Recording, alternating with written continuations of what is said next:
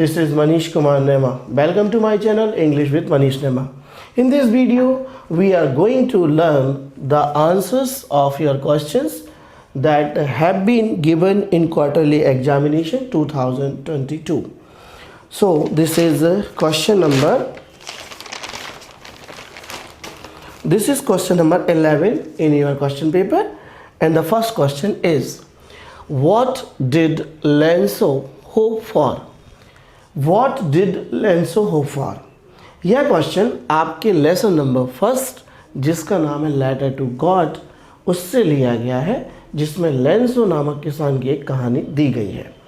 उसमें हमसे पूछा गया है व्हाट डिड लेंसो होप फॉर। तो पूरी कहानी हम पूरे लेसन में आपको पढ़ाएंगे। फिलहाल अभी बात करते हैं लेंसो ने किस चीज़ के लिए आशा की। तो लेंसो की आशा क्या थी, लेंसो ने किस चीज़ के लिए आशा की थी? छोटा सा आंसर, लेंसो होप्ड फॉर। जब भी हम किसी प्रश्न का उत्तर देते हैं, ध्यान दीजिएगा, जिस टेंस में हमें क्वेश्चन दिया जाता है उसी टेंस में हमें आंसर लिखने होते हैं। तो हमने यहाँ पर डिड यानी पास्ट इंडेफिनिट टेंस में हमें क्वेश्चन मिला है, तो हमने होप को होप्ड कर दिया, क्योंकि ये जो क्रिया है सहायक क्रिया निकलेगी तो वो अपना पूरा प्रभाव मुख्य क्रिया पर डाल जाएगी और यहाँ होप का हो जाएगा होप्ड। लेंसो होप्ड फॉर, लेंसो ने आशा की फॉर गुड रेन, काहे के लिए? एक अच्छी बरसात के लिए। साउंड रेन, अगर आपको गुड नहीं लिखना तो आप गुड की जगह साउंड भी लिख सकते हैं। तो लेंसो होप्ड फॉर गुड रेन, इतना सा आंसर था कि लेंसो ने आशा की ठीक एक बारिश के लिए। Because it was a need for good crop, क्योंकि इसकी ज़रूरत थी बारिश की, फॉर यानी के लिए, गुड यानी अच्छी, क्रॉप यानी फसल। अब यहाँ पर क्रॉप की जगह आपको, ठीक है, कुछ किताबों में हार्वेस्ट भी लिखा है। अगर आपको हार्वेस्ट शब्द याद नहीं हो रहा है तो आप उसको पर्यायवाची शब्द उसका क्रॉप है, फसल। फसल को जो है हम हार्वेस्ट या क्रॉप कहते हैं। हार्वेस्ट एक वर्ब भी है जिसका अर्थ होता है खेती करना। तो आप अगर इसको नहीं याद कर पा रहे तो आप इसकी जगह क्रॉप लगा दीजिए। तो आपका आंसर हो गया Lencho hoped for good rain because it was a need for good crop. Okay, question number second आपका था what does courage mean to Mandela. तो मंडेला के लिए करेज का मतलब क्या था? ये जो क्वेश्चन है it has been taken from your second lesson, that is from Nelson Mandela. Okay, so long walk to freedom, that the name of the lesson is long walk to freedom, और Nelson Mandela के बारे में बताया गया है। तो Nelson Mandela ने करेज को क्या बताया था? करेज को उन्होंने क्या कहा था? तो अकॉर्डिंग टू मतलब के अनुसार। तो मंडेला के अनुसार करेज मीन्स यानी करेज का मतलब होता है not the absence of fear but Trump over it. तो यहाँ पर उन्होंने बताया था कि करेज का मतलब, ठीक है, डर का ना होना नहीं है, बट ट्रम्प ओवर इट, हमें डर के ऊपर जीत पाना है। ट्रम्प यहाँ शब्द जो मिला है TRIUMPF, ट्रम्प मतलब होता है विक्ट्री। तो आप यहाँ पर ट्रम्प की जगह विक्ट्री शब्द का भी इस्तेमाल कर सकते हैं। अगर आपको ट्रम्प शब्द कठिन लग रहा है जिसका अर्थ होता है जीत या विजय, तो आप इसकी जगह पर आप विक्ट्री शब्द का भी इस्तेमाल कर सकते हैं। तो वो कहते हैं कि courage means not the absence of fear, मतलब साहस का मतलब ये नहीं कि हम में डर नहीं है, हम में डर की अनुपस्थिति है, बट ट्रम्प ओवर इट, हमें इसके ऊपर कैसे भी विजय प्राप्त करना होता है। ठीक है, ये मंडेला के अनुसार करेज यानी साहस का मतलब था, नेल्सन मंडेला के अनुसार। ये आपका सेकंड क्वेश्चन था। Thank you. Hello student, number third, what makes writing in a diary a strange experience for Anne Frank?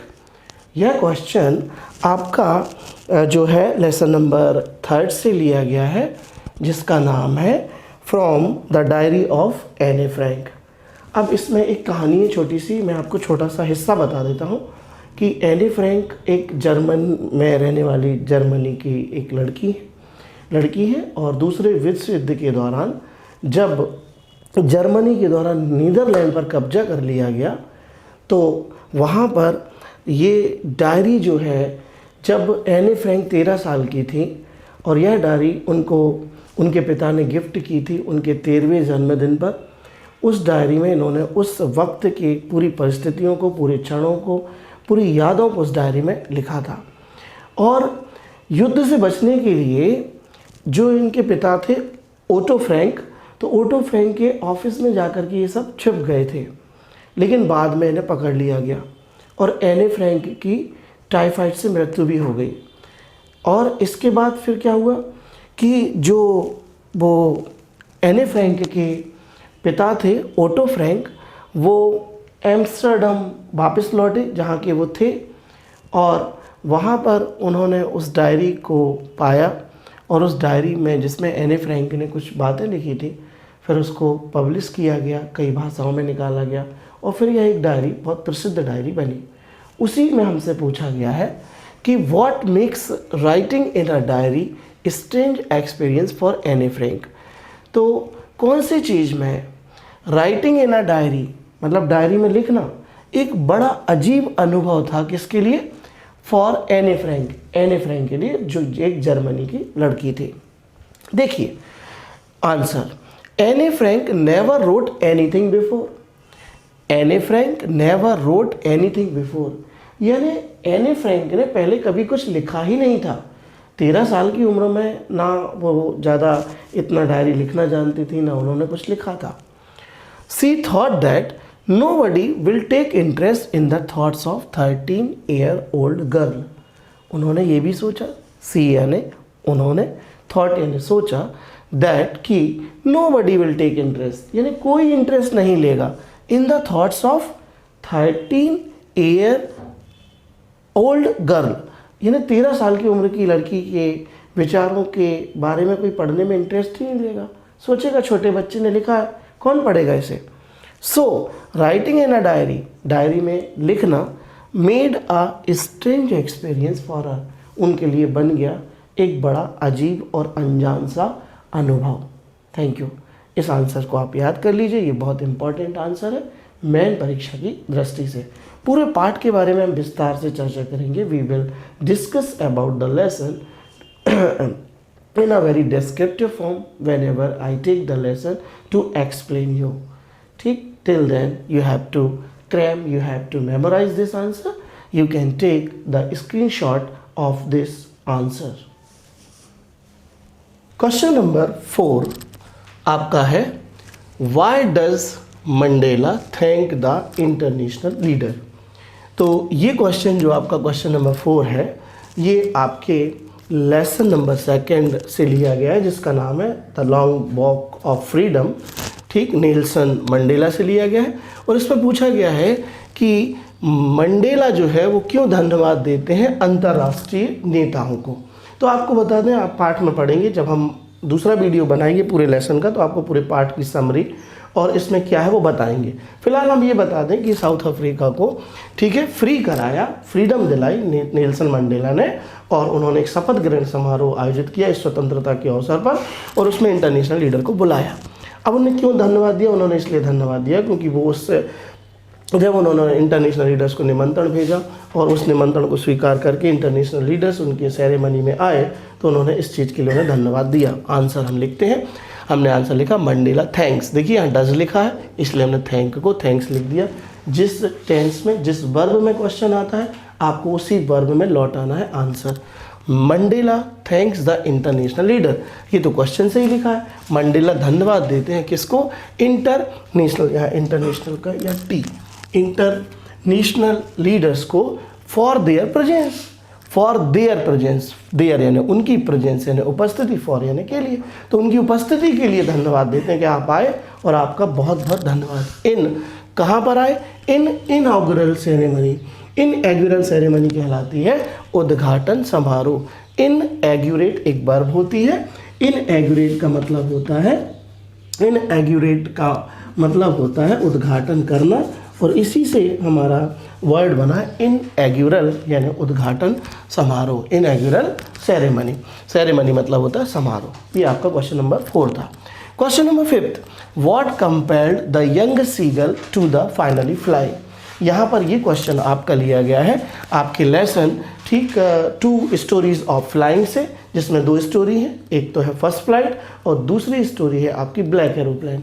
तो फर्स्ट फ्लाइट से क्वेश्चन लिया गया जिसमें एक यंग सीगल एक पक्षी है जिसकी कहानी बताई गई है कि वो बहुत ही साहस नहीं कर पाता है उड़ने का। उसके माँ, पिताजी और भाई बहन उड़ने के लिए उससे कहते हैं लेकिन वो नहीं उड़ता है। और फिर एक दिन ऐसा आता है कि उसको बहुत ज़ोर से भूख लगती है और उसे उस भूख के कारण ठीक है उड़ना ही पड़ता है। वही हमसे पूछा गया व्हाट कंपेल एक क्रिया है जिसका अर्थ होता है मजबूर करना। ठीक है, तो व्हाट कंपेल्ड यानी किस चीज़ ने मजबूर कर दिया द यंग सीगल यानी यंग सीगल को टू द फाइनली फ्लाई यानी अंततः उड़ने के लिए। तो आंसर है the young seagull was very hungry. तो अपन पहली लाइन में लिखेंगे कि जो यंग सीगल था, वो नौजवान जो पक्षी था, वॉज वेरी हंगरी, वो बहुत ही भूखा था। एंड दिस हंगर और इसी भूख ने कंपेल्ड हिम उसे मजबूर कर दिया टू द फाइनली फ्लाई यानी अंततः उड़ने के लिए। ये आपके पूरे पांचवा क्वेश्चन है जिसे आप याद कर लीजिएगा। ध्यान दीजिए, इन क्वेश्चंस का एक वीडियो हम जल्द ही आपको चैप्टर वाइज बना कर देंगे, इंपॉर्टेंट क्वेश्चन देंगे। और ये भी बता दें कि ये सारे क्वेश्चंस आपको मेन परीक्षा के लिए अच्छे से रजिस्टर में लिख लेना है। और आने वाली क्वार्टरली एग्जाम के बाद जो 6 मंथली एग्जाम होने वाले हैं, प्री बोर्ड होने वाले हैं, उनमें आप इन क्वेश्चंस को याद करके जाएंगे। निश्चित रूप से आपको मुख्य परीक्षा में भी इन क्वेश्चन से बिल्कुल आपको सफलता निश्चित मिलेगी। Thank you.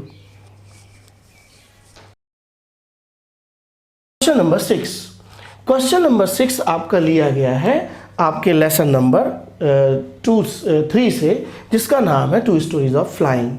और उसमें 2 स्टोरीज दी गई हैं। एक तो फर्स्ट फ्लाइट दी गई है, यंग सीगल की स्टोरी दी गई है। और सेकंड जो स्टोरी है वो है ब्लैक एरोप्लेन, जिसमें एक पायलट की कहानी बताई गई है जो तूफ़ानी मौसम में हवाई जहाज़ को उड़ा कर ले जा रहा है और घर जल्दी पहुंचना चाहता है, लेकिन वो तूफ़ान के कारण अपना जहाज़ जो है वो लैंड नहीं कर पा रहा था। लेकिन तभी एक रहस्यमयी हवाई जहाज़ दूसरा आता है और उसको गाइड करता है और उसको लैंड करने में मदद करता है और वो फिर कंट्रोल सेंटर पर पहुंचता है। उसी से ये प्रश्न है, what made the women in the control centre look at the narrator strangely. जब नैरेटर कंट्रोल सेंटर पर विमान लेकर पहुंच गया तो उस महिला ने, ठीक है, जो कंट्रोल सेंटर पे थी, उसने नैरेटर को बड़े अजीब तरीके से देखा। नैरेटर ही पायलट है, ध्यान दीजिएगा।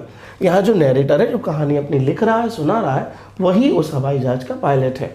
तो उस महिला ने उसको बड़े अजीब ढंग से देखा, क्योंकि उसे मालूम था इतना तूफान है और इतने तूफान में तो हवाई जहाज़ लैंड हो ही नहीं सकता, और ये व्यक्ति कैसे यहाँ पर हवाई जहाज़ को लैंड करा कर ले आया।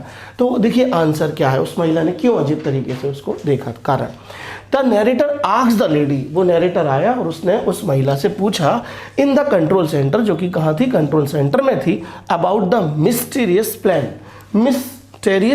मिस्टेरियस प्लान मतलब उस रहस्यमयी जहाज के बारे में पूछा नैरेटर ने, जिसने उसकी मदद की थी। दैट हैड गाइडेड हिम, जिस हवाई जहाज ने उसको मार्गदर्शन दिया था। थ्रू द डार्क क्लाउड्स, कब, जब वह काले बादलों से घिरा हुआ था। टू द सेफ्टी यानी सुरक्षित ढंग से। This made the women in the control centre look at the narrator strangely. और यही बात जब नैरेटर ने कंट्रोल सेंटर पर उस महिला से पूछा तो उस महिला ने उसको बड़े अजीब तरीके से देखा। क्यों? क्योंकि उस महिला ने किसी दूसरे जहाज को देखा ही नहीं था स्क्रीन पर कि दूसरा कोई जहाज जो है इसकी मदद कर रहा है, तो इसलिए बड़े अजीब तरीके से उस महिला ने नैरेटर को देखा। तो आपको क्या करना है, सिर्फ 2 लाइनें ये लिखना है यहाँ से यहाँ तक। The narrator asked the lady in the control centre about the mysterious plan that had guided him through the dark clouds to the safety. और फिर आपको पूरा जो ये 2 लाइन है ये क्वेश्चन से उतार देनी है। यहाँ वर्ड को दिस में बदल देना है और दिस में बदलते हुए वर्ड को made the women in the control centre look at the narrator strangely, ये पूरा का पूरा यहाँ जोड़ देना है। आपका आंसर तैयार हो जाएगा। Thank you.